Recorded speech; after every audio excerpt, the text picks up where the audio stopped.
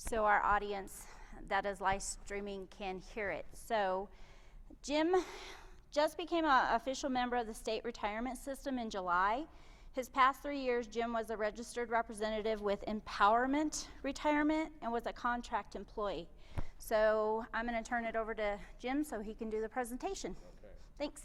Thanks for being here, everybody. I'm one of the folks that works with the Wyoming Retirement System. You can do the next one. I became a state employee on July 1st, but I've been doing this for 3 years with the other two staff members. This seminar that I'm doing is called the Understanding Retirement Benefits. So I'll tell you that it's a good basic overview of the pension, a little bit on Social Security, and then I'll also cover in nauseating detail the Deferred Comp Plan. I know I'm doing a second seminar here. I think at 10 we start, and that one is called Retirement Strategies. And that particular seminar is going to cover some of the same material, but if you're getting close to retiring, like you're 5 to 10 years away from retiring, I'll cover some of the things that might be pertinent to you. So I just wanted to give you an idea of the differences between the two seminars if you were planning on attending one or both. So this one is really good for those folks that are sort of new, or if you just flat out don't understand a thing about how the pension works. This gives you kind of a good overview of how it works. Hopefully by the end of the seminar, like these backpackers, you're going to understand your pension a little bit better. You're going to be prepared for this journey. When you think about planning for your retirement, we always like to make sure you think of it as if you're going on a trip. And when you go on a trip, you always have to do some planning in advance. So just like planning for retirement, you need to have some tools available to you as well. And the first one is having a plan. And a plan is an idea of where you're going and how you're going to get there. Second item that you're going to need are going to be those tools to help you get there. You know, if you're going on vacation, you're either flying or driving. Well, with retirement, same thing. You have to have some tools to help you figure out what you're going to need. And finally, keeping an eye on your goal. I know for me, when I think about retiring, which is only about a half dozen years away for me, is knowing that when I retire, I don't have to go back to work unless I'd like to. So that's what keeps me going, is I want to make sure I got enough saved up so I don't have to go back to work. So be thinking about what's important to you about retirement as we go through this presentation. And also be thinking about what retirement looks like to you. In other words, when do you plan to retire? Is there a particular age or a date you're thinking about? And then also, what do you plan to do when you've retired? Where do you plan to live? All those things will have an impact on how much retirement's going to cost, and therefore, a lot of folks will ask us, well, am I saving enough for retirement, or am I going to have enough? Well, generally, that all depends upon what do you envision your retirement to be like. If it's going to be you're going to spend most of your time in Europe, then you're going to need to be very more proactive in saving for retirement. So be thinking about what retirement looks like to you. During this seminar, there's a couple of these little fun surveys to kind of keep people, I think, engaged. And this was done back in 2014 by the Employee Benefit Research Institute. And what they wanted to find out was, well, what percent of Americans are actually sitting down to determine how much they're going to need for retirement? So before I reveal the answer, what do you think the percentage was when they finally tallied up the results? And don't worry, it's okay to shout out any answer, but will someone shout something out so I know you're out there? 42. Thank you. That's usually most people say the 26. You must have seen this before, I'm guessing. Anyway, but what they found is of this 42%, only about a third of the folks, or not only, about a third of the folks don't remember or know how they came up with their retirement estimate. So in reality, I think the answer is closer to about 26%, but 42% have sat down to figure it out, except most of those, or a third of those folks, aren't even sure how they came up with the number. Now, I gave you a handout, this glossy guy, because on the back side of this glossy guy is something called the Retirement Goal Setting Worksheet, and it's on this back 2 pages here. And the reason that I gave you, they're over here on this seat. The reason that I gave you these is because, yeah, come on. And there's also a sign-in sheet somewhere. Do I have it, or there's a sign? Is it out there? Yeah. Thank you.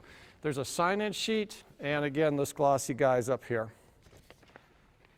Anyway, the reason I gave you this is that brings us to this slide, is helping you figure out how much you're going to need for retirement, and are you saving enough? Well, this worksheet sort of helps you answer both of those questions. I'm not going to ask us to do this during the presentation. We don't do this, but this worksheet is actually on the website as well. So if you want to go to the WRS website, you can do it online, or you can do it here in paper form. But a couple of things I'd like to go over on it to give you some pointers, some things to consider if you do fill it out. So step one is, what is your current annual income? Pretty simple. And then the next part is, okay, what percentage of that do you want to replace when you retire?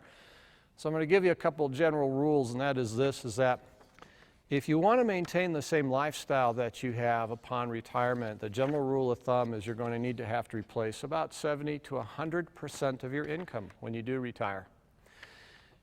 If you're fairly young right now, and this is new in this is one of your first jobs, or you anticipate maybe having a lot of medical expenses later on, or you have a very lavish retirement lifestyle in mind, then I think you better plan on it replacing at least 100% of your income. You might actually want to use 110, 120%. And that may not make sense right now, but if you think about, especially if you're a younger person, this is a new career for you, by the time you do retire, your current salary may actually only be 80 or 90% of the salary you have at the time you retire. So generally, the rule of thumb is if you want to maintain your same lifestyle when you retire, you want to try and strive to replace 70 to 100% of your income. And as we go through the presentation, I'll kind of show you how the pension and the Social Security and the deferred comp all work to help you achieve that goal. And then step 2 and 3 on this worksheet are going to do exactly what I just said. They'll help you go through a process whereby you can either use the worksheet to help you calculate what your pension and Social Security benefit are, or you can go online, and there's a way to go to the Social Security site at ssa.gov, and I'll cover that in a few slides as well. So you can either use the estimator here on the worksheet, or if you want a little more accurate estimate, go to those sites, ssa.gov, and also I will talk a little bit about where you can get your pension estimate as well.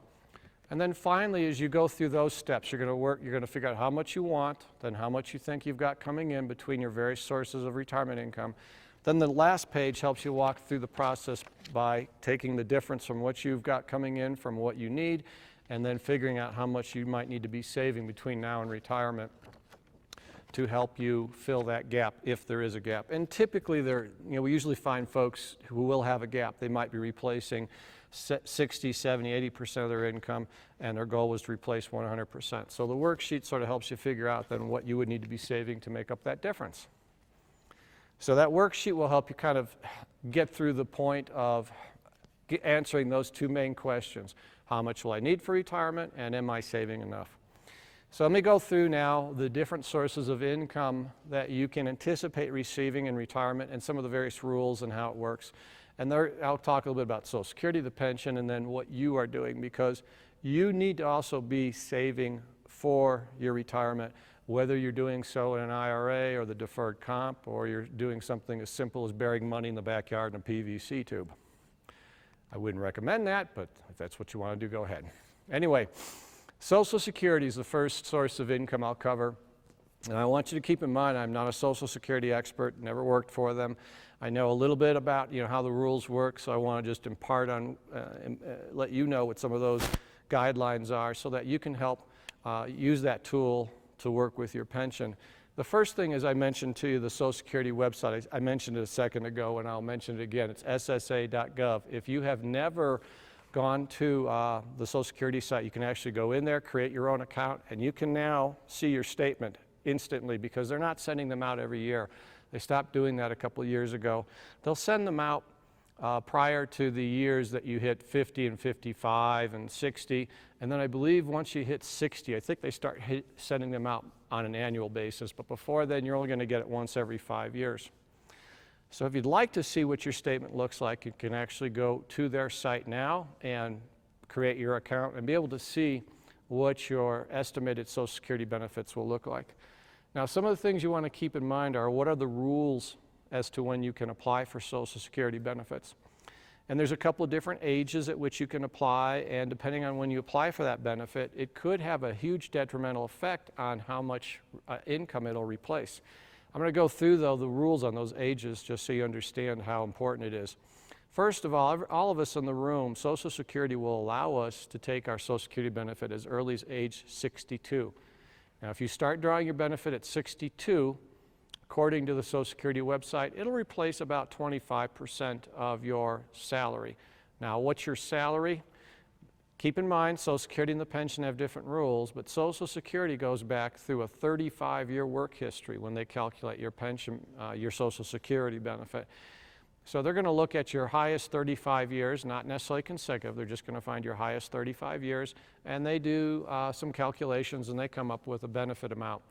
That's why I would encourage you to log on to their site and take a look at your statement, because you're going to be able to see all the years of salary that have been reported to Social Security. So if you have any disputes, that would be a good time. Do so before you're retiring, because maybe an employer didn't report something properly. But it'll show all of your reported income for all those years that you contributed to FICA or Social Security. So anyway, getting back to the ages, so 62 is the earliest you can start drawing that benefit, and if you do so, it'll replace about 25% of your salary. If, on the other hand, you wait to start drawing your Social Security benefit at what's called your full retirement age, or FRA, your Social Security benefit will replace closer to like, I'll say 35 to 40% of your income. Your question might be then, well, what is my full retirement age? Well, it's based on the year you were born. What I'll do is I'll rattle off some of the years so you can see where you fall. And you might want to write down what age your full retirement age is when I get through the years, because then I want you to compare it to when I talk about the pension. So here it goes. If you're born between 43 and 54, your full retirement age for Social Security benefits is 66. If you're born in 55, your full retirement age is 66 and 2 months. And then through 1959, it notches up by 2-month increments. So if you were born in 59, your full retirement age would be 66 and 10 months. And then anybody born 1960 or later, your full retirement age is 67. If you wait to take your Social Security benefit, then at that FRA point, then your Social Security says they'll replace 35 to maybe 40% of your income at that point in time. So you now know, depending on what age you take your benefit, you could either replace 25% of your salary or 35 to 40%. So some of the things to keep in mind is, well, why should I take it late when I could take it early? Well, first of all, if you take it early, that 25% replacement, that's permanent. That's a permanent reduction. It's not going to go up anymore, even when you hit your full retirement age. In addition, if you continue working at another, let's say you're still working, but you want to draw your Social Security benefit early, if you earn above a certain dollar amount, your Social Security benefit will be reduced. And that certain dollar amount currently this year is $15,720. So anybody who is receiving their Social Security benefit and is not of yet their FRA, if for every $2 they earn above that $15,720 from a job, again, it's earned income from a job. So for every $2 they earn above that amount, their Social Security benefit will be reduced by $1. So you have a couple different whammies there. If you take it early, it's a permanent reduction. If you're still working, it can be reduced. Your Social Security benefit can be reduced if you're still working and you earn above a certain dollar amount. If you wait, though, until to your full retirement age, as I said, it'll replace about 35 to 40% of your income. So the question that is probably the toughest one to answer is, well, should I take it early or should I take it late? And pretty much the experts say the best way to answer that is to ask yourself a couple of questions. What's your family history, longevity like, and what's your personal health like? If the family history is not so good, in other words, the family history doesn't have a lot of longevity in it, then clearly taking your benefit earlier is probably the wiser choice. Or if you simply just need the money, take it early. However, if there is longevity in your family and your health is good, you will probably make more money if you wait to take it at your full retirement age. And what I mean by making more money is that if you take it at 62, it's a permanent reduction. But if you can wait that 4 or 5 years, you'll be drawing more. And at some point, and that's anywhere from 8 to about 13, maybe even 15 years, it depends on your income. Mine is only about a 10-year break even. So in other words, at 66 in 2 months, which is my FRA, I will be making more money when I hit 76, even though if I had started at 62, I'd be making more for that 4 years or so, 50 months. I will make more money if I can make it till 76, and with my family history, that won't be an issue for me. So I will have made more money in total at that point in time. So again, the two questions that experts seem to tell people to ask is, what's your family health family history, and then what's your health like? And make that as your deciding factor as to whether or not to take it early or late. So now you know Social Security will replace anywhere from 25 to maybe up to 40% of your income, depending on when you take it. So if our goal was to replace 100% of our income based on that worksheet I was talking about earlier, you now, through Social Security, could have anywhere from 25 to maybe up to 40% of that amount replaced. So that's really helped significantly right there. I'm going to talk about the pension now, but before I do, I'll stop just in case there's any questions on anything I've said so far. Go ahead. Oh, question back there. So I guess you got to speak into the box. So when she needs you to speak into that box, sorry. Yeah, it's a microphone. Let's say you're 62. Let's say you're 62. Do you have to work until you're 67, or just age until you're 67? Yeah, age. It's just aging, yeah. So it's full retirement age just means, what I'm saying on Social Security is that you don't have to keep working to that point. You just don't start drawing the benefit till you're 67 or 66, okay? Clears it up. Thank you. Sure. Anything else? That do it? Okay, I'm going to cover the pension now, so we can see how much that will bring to the table. So your pension, you all are covered by what's called the Public Employee Pension System. I assume you are. There's nobody law enforcement here, are there? Or everybody public employee? Okay. So Public Employee Pension Plan is the largest one that the Wyoming Retirement System oversees, and that covers anybody who's a state, city, county, school district, or special district employee. And your pension is much like Social Security in that once you start getting the benefit, it's good for life. So some of the other features are that you're automatically enrolled in the pension when you came to work. You didn't have to sign up for anything. Your employer, you were automatically in the plan. It's a growing benefit because, and I'll show you this, but the longer you work, the greater the amount you'll receive from your from your pension when you eventually retire. It's a lifetime benefit, like I'd mentioned a moment ago, meaning you cannot outlive it. It lasts as long as you live. There's a beneficiary benefit payment. That simply means if any of you have logged into your pension account or looked at your statement from 2 years ago, which is when we last mailed them out, we only download them now, and I think I'll try to cover that later on as well. But if you have looked at your pension balance, that money that's in your bucket is where this beneficiary payment talks about, is that should you pass away before you retire, that money that's you've put into your pension would go to whoever you have currently listed as a beneficiary. Disability provision states that if you've been in the pension at least 10 years and you're not yet of the full retirement age for the pension, and I haven't covered that yet, what those ages are, but if you're not of those ages yet and you're unable to do your job, you might be eligible for receiving your pension benefit early without any penalties. But again, you have to be on the job for 10 years and not able to do your job anymore. It could be any sort of a thing, a car accident or a slip and fall at work, something like that. Military makeup would be for anybody who maybe gets deployed while they have a job at the state or the city, they get deployed. Well, while they're deployed, they're not actually a participating member in the pension. Well, if they get discharged and come back into that pension system, they can actually get caught up by paying up for the time that they were gone, as long as maybe their employer will pick up some of it. It's between the employer and the employee, but at least you wouldn't lose that time while you have an opportunity to catch up on that time while you were deployed. And finally, what happens with the investments in the pension system? You don't have to worry about what the stock market is doing. It's a huge reservoir of money, and our investment team invests all over the globe, basically. So your pension benefit has nothing to do with what's in your bucket. It's based on a formula that I'll cover in a little bit, but it's based on your salary and your years of service. Your pension benefit does travel with you, and I mentioned this already, but it covers these 5 different categories: state, city, county, school district, and special district employees. So that means if you leave your current position, you go to work for the city, you go to work for the county or school district, it's the same plan. It just continues where you left off. Or if you came from any of those agencies and are now with the state, your plan just picked up where it left off. A couple other bullet points on that redeposit. Sometimes we have employees who are in the pension system and then they, for some reason, they decide, well, I'm leaving, I'm going to take a job with a private employer or moving out of state, and they decide to withdraw the money that they've accumulated in their pension. And then at some point, lo and behold, they end up coming back into the pension system. We actually give you the opportunity to redeposit the money that you withdrew from your pension. You do have to redeposit all the money plus the taxes that were withheld at the time you received the funds. And you also have to redeposit any interest that money would have earned, but at least then you would regain that time. Because once you take your money out of the pension, if you come back into the pension, you start over again at zero. By redepositing, you at least get to regain that time that you lost when you took your money out.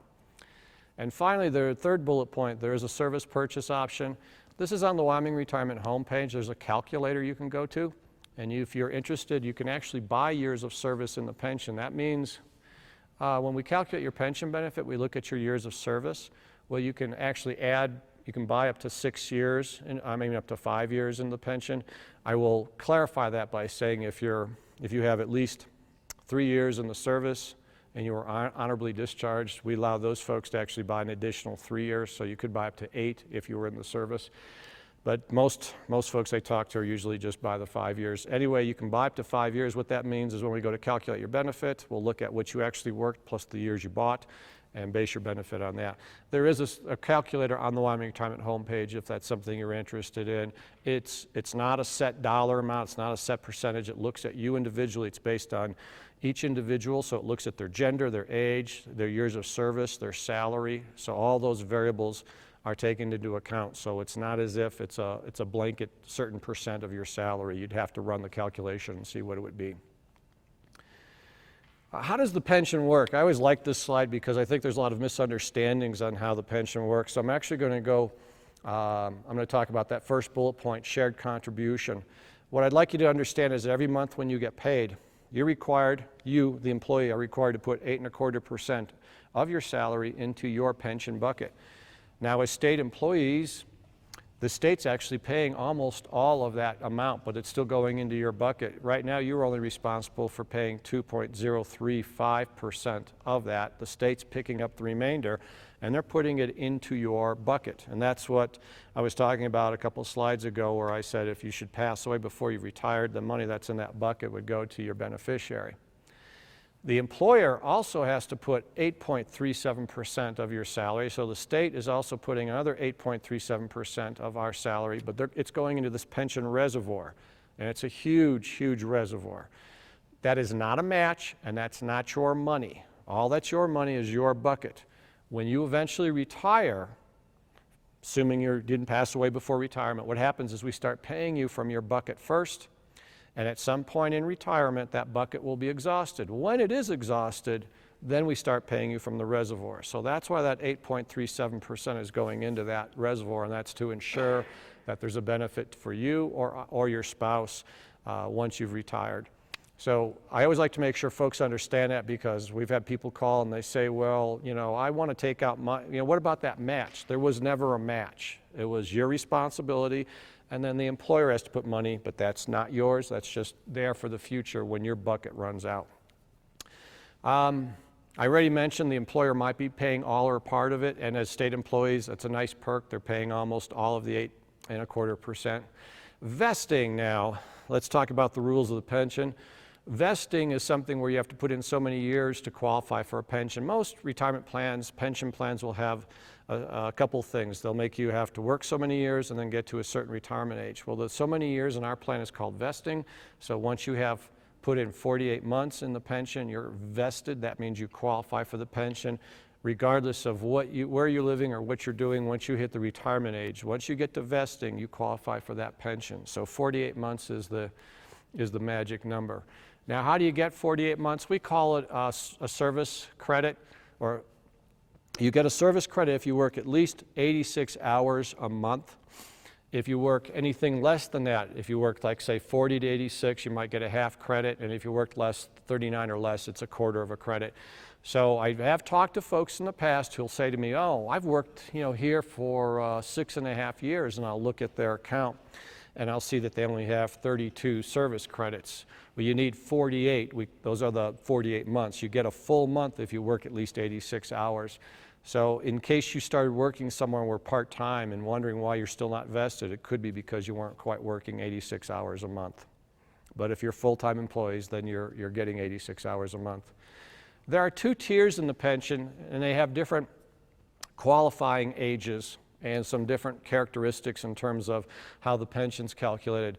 So the tier 1 is the pension plan that's for any public employee pension participant that was in the pension system, in the pension system prior to September 1st, 2012. The rules for that plan is the minimum retirement age is going to be age 60. So that's the earliest you can start drawing a benefit. Kind of going back to your question about Social Security is, we're not telling you have to keep working to that age. That's just the earliest at which you could apply for an unreduced benefit. So it's age 60 in the pension in Tier 1. The other things is that you can qualify for the pension benefit by meeting the rule of 85 if you hit that first. And there's a lot of confusion about this. I can tell by some of the calls I get or conversations I have with folks. Sometimes somebody will call and they'll say, well, I'm not going to hit the rule of 85 until I'm 64.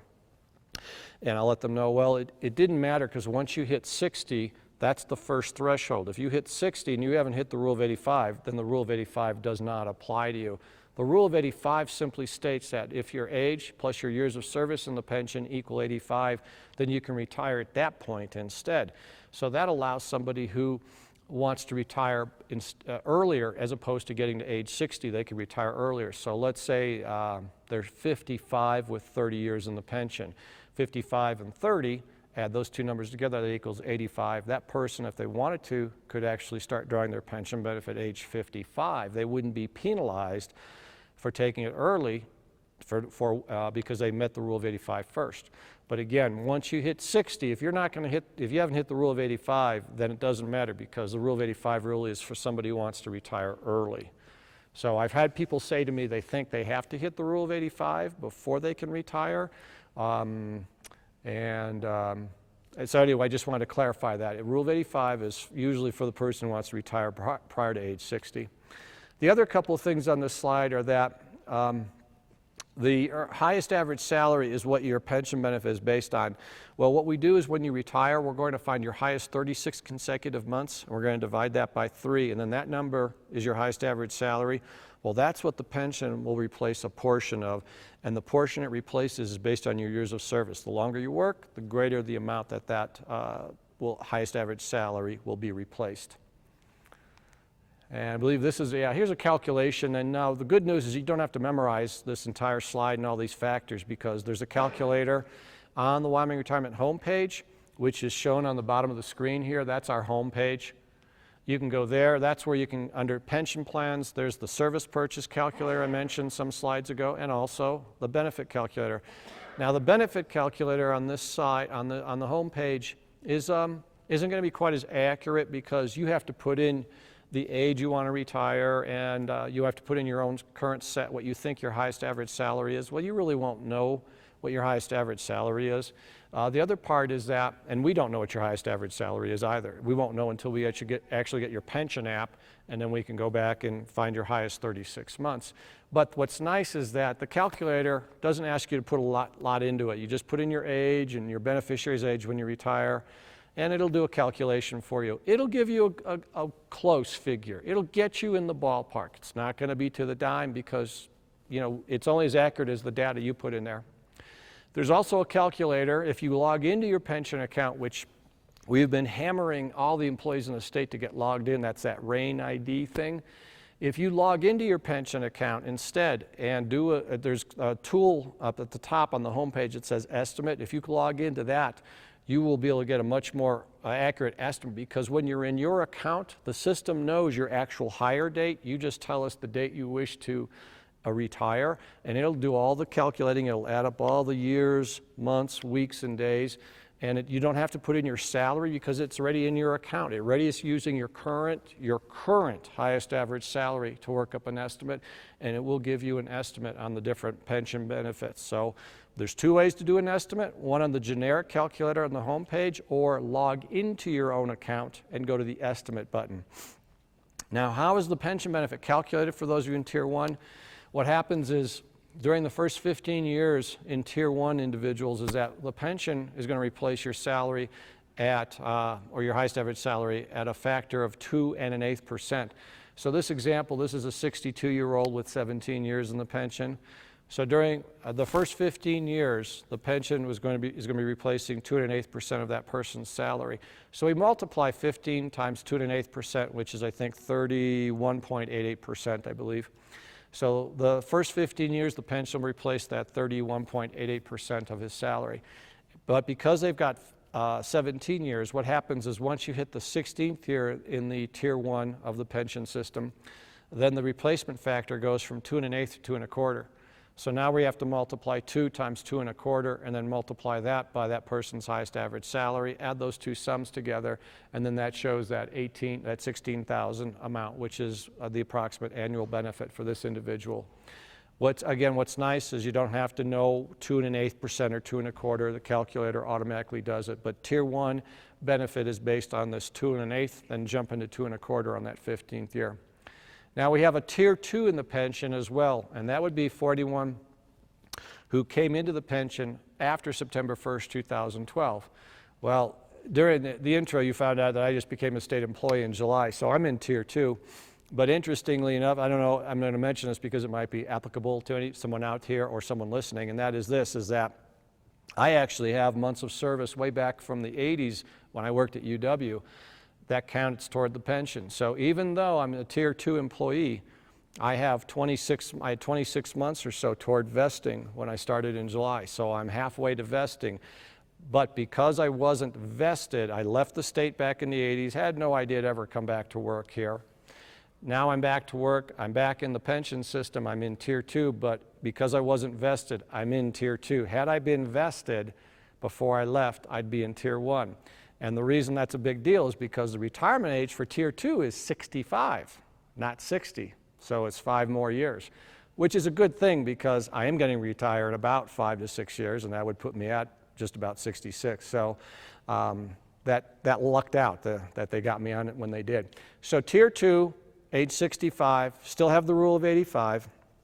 But another big difference is the highest average salary, how that's calculated.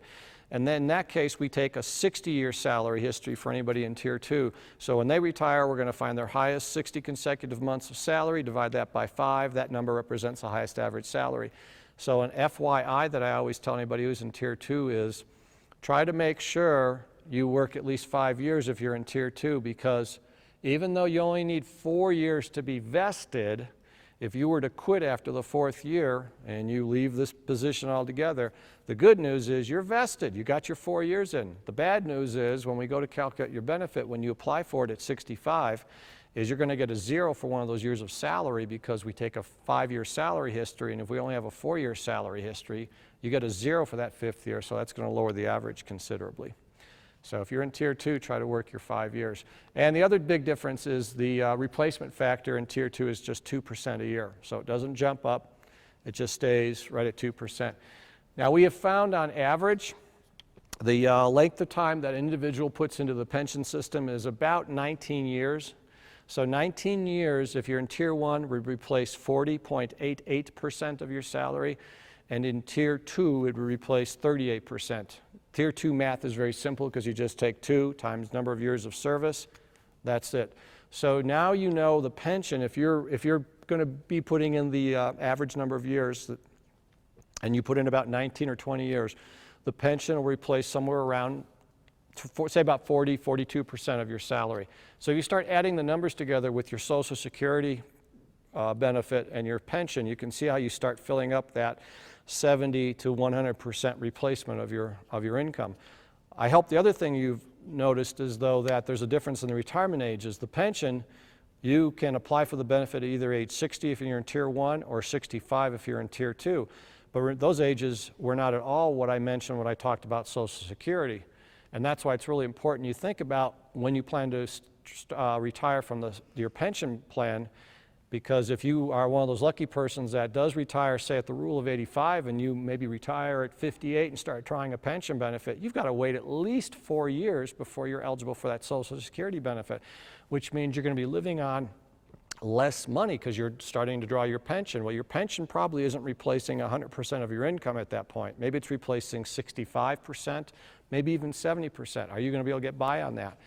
If the answer to that question is no, then what you need to be doing is making sure you're saving now into something that you can draw upon to help meet that gap until that Social Security kicks in. So that's why I was trying to stress that you understand the different rules between the Social Security and the pension, because they kick in at different times, and if your goal is to retire early from the pension, you may have to make sure you've got some money set aside so that you can meet that income gap until your Social Security benefit kicks in. So here's some things that goal setting worksheet helps you figure out. Is it goes through that process of how much do you think you want to replace, how much do you have coming in, and if you find you have a gap, and in this example we're showing an individual who wanted to replace $36,000 of their salary, and between the Social Security, because this is that individual who has had 17 years in the pension, 62. At age 62, and their income is going to be approximately, what, $26,000, but they wanted to replace 36. So where's that difference going to come from? And again, that's what the worksheet helps you figure out going through these steps. But let's say you are going to be in good shape. Maybe you find you're going to still be replacing close to 100% of your salary, because maybe you're one of those folks that's got 40 years in the pension, and between that and Social Security, you're going to be replacing 100% of your income. Well, I always like you to caution, be aware of the fact that you're living on a fixed income when you're retired. Your pension and Social Security are pretty much fixed. Social Security has a small cost of living adjustment, but the pension does not have any cost of living adjustment whatsoever. So the problem is that our expenses are not fixed when we retire. You still have to pay for your homeowner's insurance and property tax, and of course auto insurance and health insurance and who knows what else, utilities and food. So here's that second little quiz I mentioned early on. I said there were a couple of fun little quizzes that are in the seminar, and I guess they're to make sure you're engaged in what I'm talking about. But this is just to give you some maybe aha moment to see how things have changed over the years in terms of what they cost. So these are some items that we looked at back in 1975. So what I'd like to do is I'm going to show them one at a time, but before I do, I would like you to participate by just shouting out what you think it might have cost, for any of you that were alive in 75, and I clearly was, but in 75, what you thought it might have cost to mail something first class. So will somebody go ahead and take a guess, and I'll reveal the answer. Pretty good answer. Sadly, I think I remember 5 cents. That's how old I am. A gallon of regular gas, which is hilarious because there is no such thing as regular gas, but when I learned to drive, we used to get regular gas. Now it's unleaded. A little bit higher than that. I think I remember my folks gassing up, and I was in the back seat of the car, and I think it was like 32 cents a gallon. A dozen eggs. Go ahead, take a guess. How about a gallon of milk? I'm a big milk drinker, so I'm thrilled I'm amazed that I can get it still at dollar, whatever is under $2. But anybody have an idea what it was in 75? So I'm amazed. On Wednesdays, I can still get a gallon for $1.99, which is amazing that many years later. Finally, an average new home in the United States. What would you like to think it might have cost? Not bad. Can't even get a shed for that nowadays, huh? So, that's what you have to be considering when you're in your retirement years, is that you're not going to be getting a pay raise in your pension or Social Security, and they are not going to keep up with inflation. And here's the frightening slide, most frightening slide of all. Let's say you were comfortable getting by on $36,000 in today's dollars, and then let's say you further screw up and live 20 years into retirement. And let's say inflation's around 3% a year. Look what you're going to need 20 years later, the equivalent of to buy the same goods and services 20 years later. So that's why it's important that you be saving into your retirement, which takes us to the fact that you might want to consider the deferred comp or just saving on your own. So the rest of this presentation is how the deferred comp works, how it helps you save for retirement. So the deferred comp is basically an optional plan. You put money into it every month, and then once you quit or retire, you can take the money out. The difference, though, is that it's not like a pension. It doesn't last forever. You have to budget and make sure it lasts as long as you're going to need it to last. So the nice part is you can use it for what you want. The bad part is that it's like a piggy bank. Once the piggy bank's empty, there's no money to pull from. So that's the big difference. The deferred comp, it's through payroll contribution. That's the only way you can put money into deferred comp. You can't just send a check in. You can only put money into these plans while you are employed. And that's how it works with most plans, 401ks, 403bs. You're eligible to be in the plan immediately. There's no waiting period. There's no vesting required. It's your account. So once you quit or leave, you can take it with you. Now you get to decide how to make the money grow. You can be real aggressive, or you can pick one of the package products we have. So it's up to you on how you want to make that money grow. The idea is, though, to try to make that pile of money grow as large as possible, and then as you get closer to retiring, you start changing your investments. And we have some products that are automatically do that for you, and you can choose between those, or you can manage it yourself, which I'll cover here in a little bit. And finally, the board, the Wyoming Retirement Board, does oversee the investments. We have a third-party advisory team that helps us as well. So we monitor the investments. So if they're not performing well, we will replace them. And for any of you in the deferred comp, your June statement, I hope you saw that letter that came with it. If you're in any of the mix your own funds, we actually are going to a more streamlined approach, which I'll cover probably at the end of this if anybody wants to know more about it. So we're going to try and make the approach to picking individual funds a little bit easier. Instead of individual funds, you're just going to pick a category. And again, we've picked some of the funds. Some of the funds we have in there are there to complement other funds. And we got some with some incredible returns and some lower expenses. So that's the things the board does, is we try to look for the best investment available, because nobody's getting commission. We don't get paid anything extra. We're just trying to make sure there's a plan out there for you to help you accumulate money for your retirement. The deferred comp, you can put money in it one of two ways, pre-tax or after-tax. Pre-tax just means you're going to put it in there before the taxes are taken out by the state auditor's office, which means you'll pay less tax on your take-home pay. But then don't worry, you get to pay taxes when you take the money out. The IRS will collect it from you then. Or you can make an after-tax contribution, which means you will not see any break on your paycheck. You're going to see your paycheck go down $1 per dollar for the amount you contribute if you make an after-tax contribution. But the IRS says, well, if you keep that money and don't withdraw it until you're at least 59 and a half, and you've had that account set up for 5 calendar years, we're not going to make you pay any tax when you withdraw it. So they let you choose. You can do one of these two or both at the same time. I personally do a little bit of both, because I don't really know what taxes will be in the future, so I just kind of cover for both contingencies. But you can do both the pre-tax and after-tax, or just do one or the other. How it affects your paycheck is how this looks. Really the big thing is, this slide shows, is that I think the main point is if you do an after-tax contribution, your paycheck will go down $1 per dollar for the amount you put in, because you're contributing after tax. So that means if you put in $100 after tax, your net pay will be reduced by $100. But the benefit is, if you're at least 59 and a half and you've had that Roth or that after-tax 457 plan in existence for 5 calendar years, which begins with the first contribution, then the IRS will say, you can take it out without any tax owed whatsoever. If you take any of the money out before 59 and a half and you have an after-tax contributions, all you're going to get hit with will be taxes on the earnings. The principal will always be tax-free to you, because that's already been taxed. This is just comparing the two difference, pre-tax versus after-tax.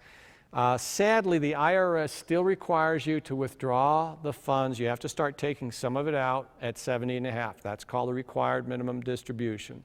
So regardless of whether you did a pre-tax or an after-tax, you still have to start taking some out. And that's where I told you you have to be at least 59 and a half and have had that Roth account established for that 5 calendar years to be able to withdraw those funds without any taxes owed. So the bottom line is, once you quit or retire or change employers, and that means leaving the state, so you're no longer a state employee. So if you quit, retire, change employers, IRS says you can take the money out. There's never a penalty on a deferred comp, never ever. It's just taxes might be owed. And the amount of taxes would depend on whether you did a pre-tax contribution or an after-tax. But it's just taxes, it's never a penalty. How much can you put into the plan? Well, you know it's $20 is the minimum per month, and if you're in the plan, the state's going to match your 20. So if you at least do 20, you get a 20 match. So if you're not in the plan, you should be in it because you're leaving $20 on the table. The other part is that, well, how much can you put in? Well, that's where the IRS is very generous. If you're under the age of 50 right now for 2016, if you can afford it, if you want to, you can put up to $18,000 a year, and that includes what you're getting from the state. So $18,000 is a lot more than you could put into an IRA. IRAs will only let you put up $5,500 to $6,500. So the 457 plan will let you sock away a lot more. Once you turn age 50, IRS will let you put an additional $6,000 into that 457 plan. So you could put up to $24,000 if you want to. And then there's also something called that special catch-up, and that's for the individual who's within 3 years of retiring from the pension. If you're within 3 years of retiring from the pension, you might be able to contribute up to twice that $18,000 if you were not contributing at all during your working years, and now your salary is way up there and you can afford it. You might be able to sock away up to $36,000 a year. Now, you may have already been contributing to the deferred comp. If that's the case, then you might be able to do a little bit more between the $18,000 and the $36,000 because it's based on what you'd contributed over the prior years. But we let you at least kind of try to get caught up when you're within that 3 years of retiring from the pension system. So it's a way for you to kind of sprint to the finish line and maybe accumulate a little more money for your retirement. Did I skip a slide? Oh, thought I had. The other part is that the deferred comp will also accept money from other plans. If you work someplace else and you no longer have any association with that company, if it's something you want to, you could roll that money in the deferred comp. About the only type of money we can't roll over into the deferred comp, though, are going to be Roth IRAs or inherited IRAs. But just about everything else could be rolled into it. So if you had a 401k plan, even a Roth 401k, any of those could be rolled into the deferred comp. So some folks just like to have, one estatement, one association with a company, and they like everything condensed. On the other hand, some folks like to have accounts all over because that gives you diversification. I don't think it's bad to combine them, and I don't think it's good. It just depends on you. If you like to have all of your accounts one place, then go ahead and roll it over. However, if you're not paying any outrageous fees to keep the plan with the other company, it may not be a bad idea to get the investments that they're offering, because those investments will be completely different than what's available in the deferred comp. And again, I said this before, but once you quit or retire, what are your options with your deferred comp? Well, you can leave the money in the plan. If you want to, you can take the money out, or if you want, you could roll it over if you're going to work someplace else. So it's not like your money's locked up and you can't touch it. The other part on the 457 plan, though, is the bad news is this is not a bank that you can borrow from while you're still working. It's intended for retirement, so you're not going to be able to withdraw funds during your working years, unless there is an exception the IRS gives, and that's called an unforeseeable financial emergency. And we understand things happen to people. So usually that's an unforeseeable financial emergency is usually something related to a disability, injury, health, maybe death. In that case, then there will be a chance for you to withdraw the funds, or even, I use the example of your house got flooded or caught on fire, and now you've had to pay all these bills to get the house back into shape because the insurance company only paid so much, and you still have groceries, or you still have to pay a mortgage or whatever, and you've exhausted all your savings. Those are examples of an unforeseeable financial emergency. What are not examples? I want to go on a cruise. I want to take money out. That's not unforeseeable. Or paying for a child's college. That's not an unforeseeable financial emergency. But the bottom line is, sadly, you cannot just come in and say, hey, can I take some money out? I need some. Well, it depends on the circumstance. And again, the only way you could get money out is if it was an unforeseeable financial emergency. The investments in the deferred comp, this is kind of the thing that throws people off is, well, how's my money working? And a lot of people often ask me, well, what interest rate is it paying? It's not an interest rate. Banks pay interest. Investments have a rate of return. Return meaning I hope to buy it at this rate and I hope to sell it when it's here. And my rate of return is the difference in those. Well, what kind of return can I get? It depends on the type of investments you want to make. We have pretty much like 4 different asset classes, and you can pick how much return you want, but with each, the higher the return you'd like to get means you'll have to take on a little more risk. So the more risk you're willing to take on, the more potential return you can see over the years. And that's all this slide is showing from those 4 mountain peaks. On the far left is the lower potential return. Low amount of risk on your part, low potential return. On the other hand, like I said, if you'd like to see greater returns over long haul, you'll get them, but sometimes there can be a lot of volatility in the short term. One strategy, though, to maybe counteract the fact that I like security, but I like a higher rate of return, is mix things up. Don't put all your eggs in one basket. So it's called diversification. You can diversify between the 4 categories that we have in the deferred comp. So the cash alternatives would be the items with the lowest potential return and also the lowest risk.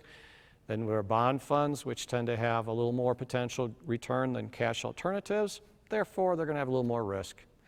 Real assets are usually a combination of multiple investments, including cash alternatives, bonds, and even stocks, and other things like real estate investment trusts.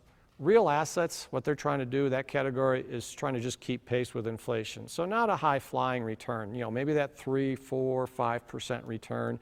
Again, their goal is just to try and keep pace with inflation. But because they have all those different types of investments in them, the real assets are then exposed to all those various risks of those different assets as well. So therefore, they have a little more risk than bond funds. And then the 4th category are stock funds, and stock funds clearly have the best return over the long term. Unfortunately, they're also the most volatile in the short term. So you have to understand your time horizon when it comes to investing. The longer you have, then stock funds aren't as risky. But if you're only going to be invested for a short time, then stock funds can be kind of risky. Where we help you do your investing or helping you decide what to be in is we do have the 2 pathways, and one of them is being changed slightly, and that's the mix your own. Right here, this slide says 15 different funds. Well, that's still the case through September 30th, and then on that weekend, it's going to be changed to where it'll be a category. There'll be 6 categories, but there's already funds inside those categories. So for those of you that are in the mix your own, you're depending on what you have, you'll automatically be moved into the new category. And what will happen is you'll probably end up with more funds than you had originally, because we actually have different multiple funds in each category, not just one. Almost the only fund that has the only category that has one fund is the large cap category. The others all have multiple funds within them. So the mix your own currently consists of the 15 funds. And then if you're going to do the mix your own, though, you have to be a little more knowledgeable about what you're picking, and also sort of decide when you want to start switching your investments as you get closer to retiring. On the other hand, if you're not a very savvy investor and really investing is just not your thing, but you like the idea of making some money, then we have the pre-mixed funds on the bottom right corner, and those are those life path funds that have the years after them. They're designed to get more conservative in the types of investments they hold as you get closer to retiring. This slide just shows a comparison of those life path funds in terms of their potential risk and return. So the far left is going to be the retirement fund, which is what all of the funds turn into when they hit their target year. So the retirement fund has the most conservative blend of investments in it. The 2060 fund on the far right has the most aggressive blend of investments. But all of those target date funds all have the same exact investments. They just have different percentages of the same investments. So the 2060 fund will have a greater proportion allocated toward the stocks, which was on the mountain peaks. That was the highest peak with the most potential return, and then therefore most risk. So the 2060 fund will have mostly stocks and very little of the conservative types of investments. But as the year 2060 approaches, it'll become less, they'll reduce the stocks and increase the conservative investments. And that's what all those funds do for you. It looks a little bit like this slide. If this was the 2040 fund today, the red portion would show is the stock, how much is held in stock, and then the green and blue would be the conservative types of things, the cash alternatives and the bonds and real assets. And what happens is, over time, the 2040 fund will eventually take on that ratio of mostly conservative bond funds and cash, and you can see the stock portion has decreased immensely. That's what those life path funds do for you automatically. You don't have to do any of that yourself. If you want to do your own investing, even if you're going to go to the new funds, we have two things we're doing on the new funds. One is we're going to 6 categories, but the second thing is that if you want to, if you're a savvy investor, there's going to be a self-directed brokerage account within the 457. So you would have to sign up for that. It does cost extra. It's $50 a year, but you could have your own. You could pick from, it's through TD Ameritrade. I think they got 1,500 different mutual funds that you could choose from. So that's for the person who really knows how to invest and they maybe don't like the menu we have. You can go into that self-directed brokerage. If you're going to do that, you might want to take the risk tolerance quiz, which is, again, it's on the Wyoming Retirement homepage under the deferred comp tools. And it's 6 questions, but it'll help you understand what type of an investor you are, how much time you have before you're going to need the money, how much risk you're willing to take on. And that's going to give you a better idea of what type of investments for you that'll be appropriate for you. These are the current classifications of the funds that are in the deferred comp. So on the far left, going to be the most conservative. So we've got a stable value fund that we're keeping, where it's being renamed, but we're going to keep the stable value fund. And we have a bond fund, and then as you go toward the center, we have the real asset, and then come the stock category. So we're keeping some of the current funds, just a few, but most are being replaced, and they're being replaced with, again, some very, very strong performing funds, and also keeping the expense down as well, which is a good thing. All those are good things for you, the investor. If you're going to do your own investing, again, try doing the risk tolerance quiz, and then when you do the quiz, it'll give you an answer, it'll give you a score, and it'll rate you one of these 4 types of investor style. So we give you these pie charts, and you can use these as kind of a starting point. You can do anything you want. You can be more conservative or more aggressive, or you can follow them exactly if you want to. But at least they give you kind of a guidance as to how maybe you might want to set up your own little investment portfolio. There is a cost to be in the deferred comp, and it's not because we get a commission or anything like that. We're not paid any extra. We're on salary, but we're not state funded. So part of these fees pay for salaries and stuff that we print up. But the fee is 0.30% per year of your account balance. So Empower, who was my previous employer, what Empower does, they're our record keeper for the plan. So we administer the plan. Wyoming Retirement has all the paperwork. We're in charge of the plan. We just hire Empower to keep track of your statements. They are keep track of your account. So they know how many shares you have. They send out your statements. They send out checks when you liquidate. So that's their role. That's who you're getting your statement from when you get a statement. So Empower, each quarter, will look at your account balance, and they'll multiply by 0.30% and then divide that by 4, and then that amount will be your fee for the quarter. And all Empower will do is just liquidate some of your shares to come up with that account value. It's to give you some comparison, a broker would charge you for $100, you'd be paying 5.5%, so $5.50 per $100. The deferred comp is 30 cents per $100. So again, I'm stressing the deferred comp, no one's getting paid anything extra. You know, we hope you engage in it and take it up if you're not in the plan, but no one's getting paid anything out of it extra. It is there to help you accumulate money for your retirement. Again, going back to what about inflation? What about those years down the road when you might need that money? That's what the deferred comp is. That's that extra bucket for you to pull money out for the what-ifs that happen in your retirement years. Once you hit $182,000, by the way, in your deferred comp, that's it. Your fees flat. They don't go any higher. So if you get up to $182,000, the good news is you won't pay any extra. You get it rebated back to you. And every investment, by the way, does have operating expenses. And again, a great thing when all of our funds, because you're not considered an individual investor, you're considered an institutional investor. We're getting a lot of our funds at really low expenses. Some of these funds that are in our plan, you could buy through a broker in town, but you wouldn't get them for the same expense that we're able to get them to. So it's another plus. You're getting a lower operating expense because you're considered one big institutional investor, not this individual. How to get started? kind of a recap, I would say maybe do the goal-setting worksheet. Kind of find out where do you think you are with the pension, Social Security. Does it look like it's going to be enough for you to have a successful retirement? If it's not, maybe you need to be saving some more. Maybe you need to rethink your retirement plans. Maybe work another year, or maybe consider what year you're going to take your Social Security benefit. For the deferred comp, we now have auto enroll. Was anybody hired on after July 1st of 2015? Anybody in the room in that situation? Well, what happened on July 1st, 2015, the legislature approved auto enroll for the deferred comp. So none of you raised your hand, so that means you were all hired prior to that date. So anyone hired prior to that date, you're not auto enrolled. You had to fill out the paperwork. So if someone here is not in the plan and now you're interested, you can see me afterward. I have that information. But if you're all enrolled in it, thank you. I'm glad you are. Maybe do the worksheet and see if you're saving enough to meet your goals. And finally, I think that's about it. Here's some more of the various seminars we put on. As I said, in a little while, in a half hour, I'm going to be doing the retirement strategy seminar, which will cover some of the same material, but also talk about some of the things that are pertinent to those of you that are within that 5-10 year window of retiring.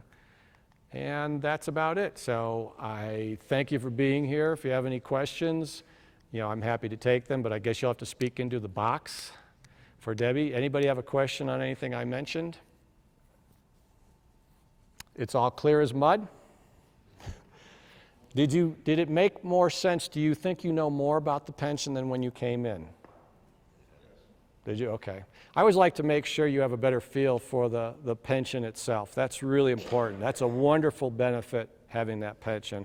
And I hope you now have a better grasp on how it works. And I also hope you have a better grasp on how to use your Social Security benefit and your pension, and being careful about when you start drawing that Social Security pension or that Social Security benefit. Because there's a lot of little things, they take a 35-year history. This is kind of an off the cuff, but Social Security looks at 35 years of salary history. So here's a what if. What if you're lucky enough to hit the Rule of 85 at age 55? And I've met people that are going to do that. They're going to quit their state job at 55. So they're going to start, I wonder, are they going to stop working altogether at 55? Well, what do they have to do? They have at least 7 years they have to go until they can get a Social Security benefit. But what's more scary is that your Social Security statement is assuming, when you look at it right now, it's assuming you're going to keep earning the same amount next year and the year after that you earned last year. Well, if you stop working altogether at 55, 56, 57 because you hit the Rule of 85, that Social Security benefit is not going to be what you see when you turn 62, because there'll be no income coming in. So you kind of need to know how to use those plans to make sure you have a comfortable and successful retirement. And that's why I want to make sure I understand the rules. I don't make them up. That's just how they work. Now, hopefully, if you know the rules, you'll be able to play the game to your advantage. So that's all I have. Thanks for being here. Appreciate it. Thank you. Round of applause. There we go.